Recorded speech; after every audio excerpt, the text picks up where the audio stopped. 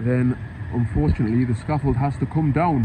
I'm not convinced that'll happen, but a lot of the things they're saying is kind of contradicting what other mechanics are saying. I'm going to bite the bullet and I'm going to have to get a new van. Ansell R840 impact gloves. And I will also have some help tomorrow because my son is back from university. What's that car? Probably should have checked that before, like, but... Doing a bit of debt collecting this morning. We can't answer the door right now, but if you'd like to leave a message, you can do it now. No answer at the minute. I'm just going to have a look on the back. There's the scaffold that I put up. I put this up last November and the job hasn't even been started yet. So I have had an extra hire payment which I got like a month or so ago. But as you can see, still nothing has moved. The scaffold's up to put a dormer window in. So I said I'm going to need some more money and I've been kind of getting promised it all last week, but nothing has come to fruition. The builder is saying he spoke to the owner and the owner is meant to be transferring me the money, but that has not happened yet. Usually, to be honest, I would probably doubt the builder and think that, you know, the owner's probably paid the builder and the builder's kept the money for himself, but on this occasion the builder is absolutely adamant that that's not the case, and for whatever reason the owner keeps telling him that he's going to pay me, but nothing comes through. So all that is left is to turn up and knock on the door and find out what is going on, and if I don't walk away with the money, then unfortunately the scaffold has to come down. Try the front door again. Right, well, there's still no answer at the door there, so not much I can do at the minute. I also do have their phone number, but I've been ringing it and there's no answer. The builder is telling me apparently they never get out of bed till about after 2 o'clock, but anyway, there's not much I can do at the minute, so I will wait till this afternoon, continue trying to ring, and I'll just turn up again later on. I'm kind of tired of waiting now. The reality is I could make far more money with that scaffold than what they're going to be paying me for extra hire, so I'll give them till the end of the day. If nothing materializes by the end of the day, it's going to come down in the morning. What an absolute belter of a day. Sun is shining, looks like spring has officially started. Done nothing for over a week, but finally got a call to say some jobs are done with out in the middle of nowhere, so that's going to free up some gear so I can actually get some work done. And I also got that money that I was chasing up yesterday. About an hour after I left the property, I was knocking on the door of, I got a phone call from the owner, basically kind of pretending that he was kind of oblivious to the whole thing and didn't know what the whole thing was about. Anyway, long story short, he transferred the money straight through. So we've come to an agreement that he's going to keep the scaffold for about another 4 weeks, which I've spoken to the builder, and the builder has confirmed that should be enough for him to complete the work. I'm not convinced that'll happen because it's the same builder that had that other scaffold that was up for fucking about 9 months, and he made an absolute dog's dinner of the work that he was doing. This is the thumbnail for the job there, but we'll see what happens. Worst comes to worst, the owner now is at least aware that he's going to have to pay me more money if it goes on any longer. Really struggled to get the van started this morning. I had to jump it off my car. Battery was just completely flat, and I think the issue with the knackered glow plugs doesn't help. You can probably hear that whine in the background as well, which I'm told is because I've taped up the gashes in the boost pipe, but it does seem to be making a difference because it's no longer billowing out black smoke. So it is kind of making me think, is the van as like knackered as everyone's telling me it is? A lot of people are making comments on here who obviously know about vans, which I do appreciate, and a lot of the things they're saying is kind of contradicting what other mechanics are saying who have actually looked at the van. I genuinely think that a lot of these mechanics nowadays just want like easy jobs, and this might not be an easy fix, but from what I can gather, what people are telling me through the comments on this is that it is fixable and I shouldn't be writing the van off just yet. One person in particular has been giving us some very detailed messages about what he thinks I should do, and another one suggested that I take it to a garage or a guy called the Diesel Doctor over in Gateshead, who is like a specialist in diesel engines. So I have booked it in to go there on the 25th of March. So I'm going to give it one last attempt to see if it can be fixed. I have been looking at getting a new van, just been kind of pricing them up, but you're kind of looking at between 10 and 15 grand in reality for a really decent one. The problem is, like I've said many times before, I know nothing about the vans really, so I've just got to completely trust whoever is selling it to me. But in my mind, you know, I could buy a 10 grand van and 6 months down the line it might need a new turbo or a fucking new fuel pump or whatever, you know, I've got no idea. So like I say, I'm going to give it one last chance, take it to this one last mechanic, this specialist, and I'm going to see what he says. If he says that it's fucked, it's not worth repairing, then I'm just going to bite the bullet and I'm going to have to get a new van. But like I said in an earlier video, I'm going away like at the beginning of April, around the 9th or 10th of April, so I just like my van to last until then. And then when I get back, I will, if I have to, I will look into getting a new one. But I like to take one day at a time, and today is a good day, the sun's shining, got jobs to strip, which means tomorrow I can get something put up, and they're local as well, so head out to the countryside today, get some gear together. I'm not going to get too much because I don't want to overload the van. Then I'll be back in Newcastle tomorrow and see what I can get done there. I do have quite a backlog of jobs. I've got about I've got 11 jobs to do, one day at a time, and have a look at them. You've got to get yourself some of these. I'll tell you about them later. Right, this is the first thing I can take down. Just need to take the top section off there.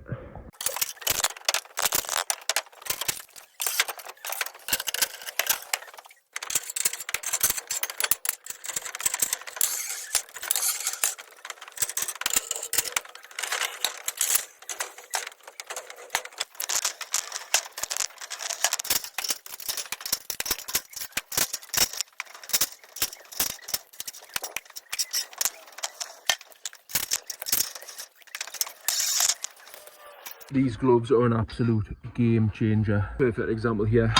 No more grinding your knuckles off rough concrete. Get straight in there. Because of all this padding, no more scabbing up the back of your hands.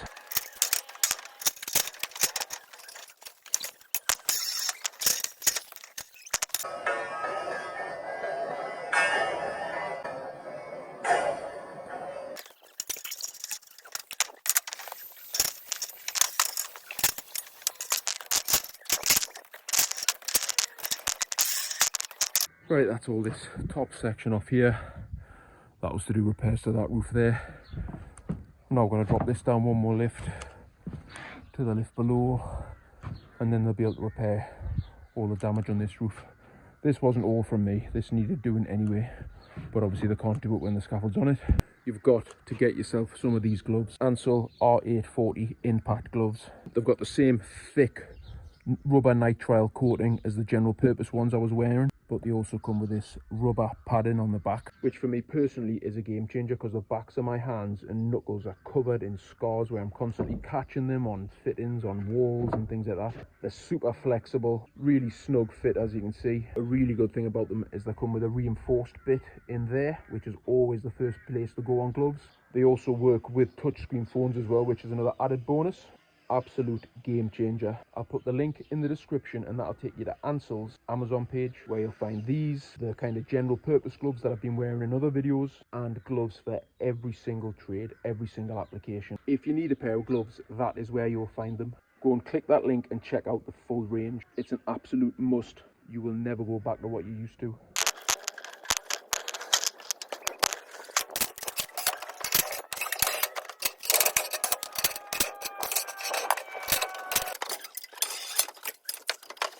And that's it all down to the level it needs to be.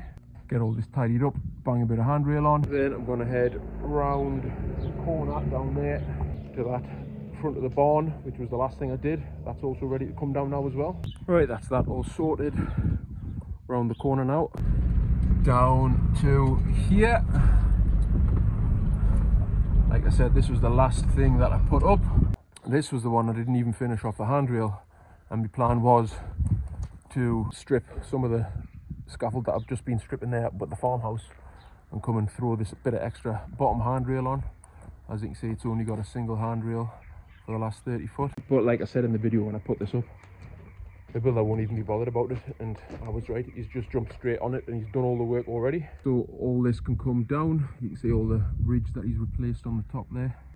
The builder's just up there now finishing off a bit of pointing on the main house as well. So that full front elevation will be ready to come down, well, in like an hour or so, but I don't think I'll fit everything on the van, and like I said earlier, I don't want to overload it driving back. So I'll see what it's like when I've got all this on. Look at that view.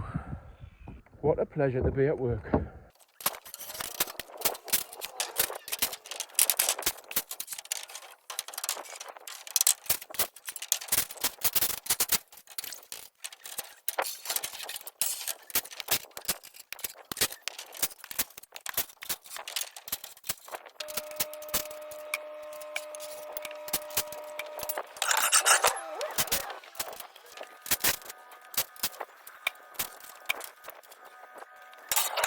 Right, that's pretty much it all down, just this last inside ledger running behind that horse box. I'm just going to stack the rest of this gear because the van is looking pretty full.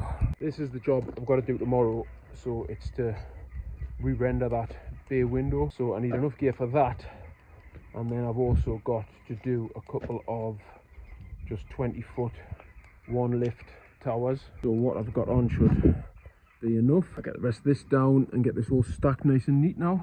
Right, that is all cleared now.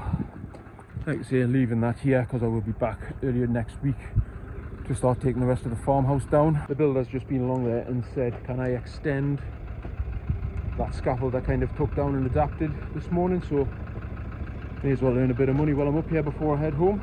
Change of plans. This is what I was going to extend just at the end there, but the builder can't get a hold of the guy who runs the trust who deals with all the payments, so he can't kind of agree it on his behalf. So I'll give him a price, but he needs to get the okay from that guy.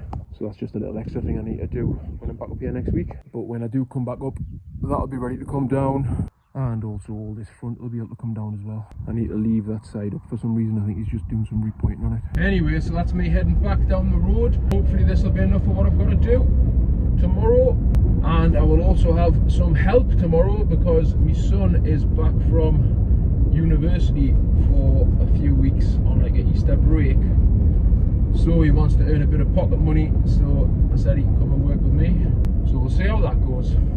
Right, this is what I'm doing this morning. Just a scaffold of that so it can get re-rendered. It's just the front and this left hand side that needs re-rendering. And like I said, I am going to have some help today. My son is currently in the cab asleep. So first things first, need to wake him up. Come on, Rob. You can get all the crap off the back of the van first.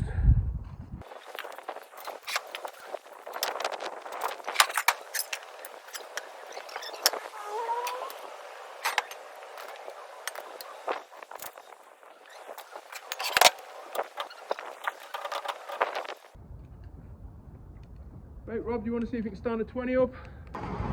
These are proper 20s as well, remember. What's that car? Pull the bottom in, push the top. Oh, easy.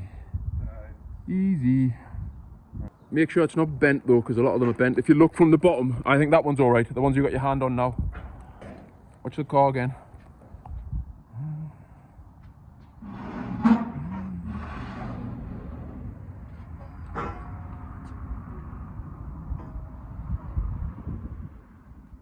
And just walk it over here.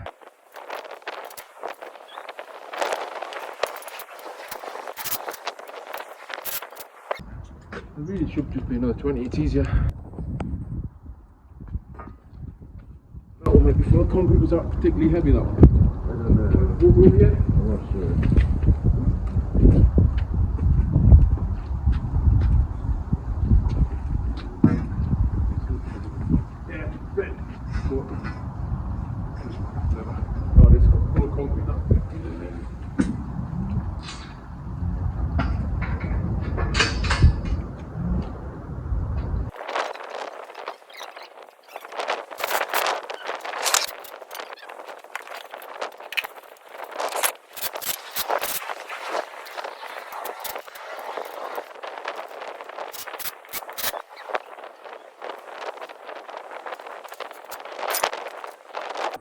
Couple of 13s, yeah. Yep. 10 foot, 2 8s, and then like 4 5 foot. Something to top this off with as well. Like a 13 will do, Rob. Another 13.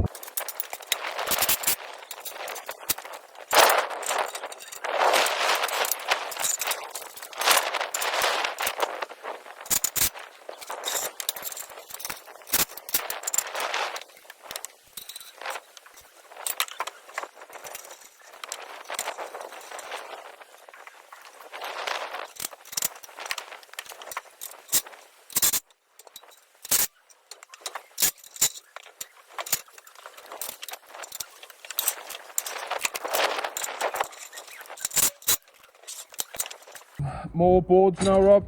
13s. Make sure they're half decent though, yeah? They're not like ropey ones.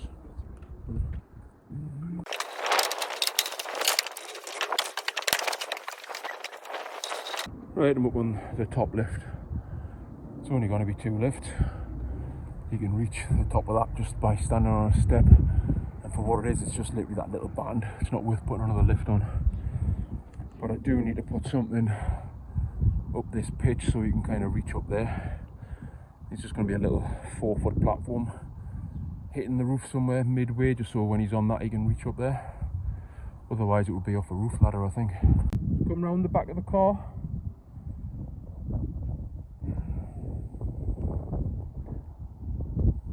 The bottom's going to be going by the back wheel of the car and the top up to here.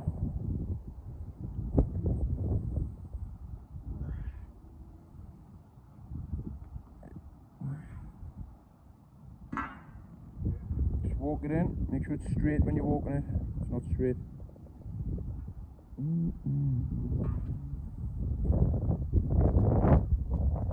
Take your time. Right, fall it into me. Right. Move the bottom so it's in line with this. Right, I just rang the renderer then and said like there's not really much I can put on this roof because of the pitch of it.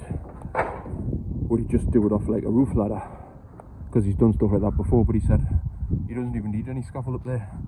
The only thing the scaffold is for this column here. That's it. So all of that was just a waste of time. Probably should have checked that before, like, but that's the way it is. Anyway, that's it all done. So basically this kind of cantilever bit that I was putting in here was totally unnecessary. It should have literally just been a 2 lift 10 foot tower. Anyway, done now. That'll be coming down in a couple of days, and that wraps up another quiet week. At least now I've got a source of gear so I can get some jobs done next week.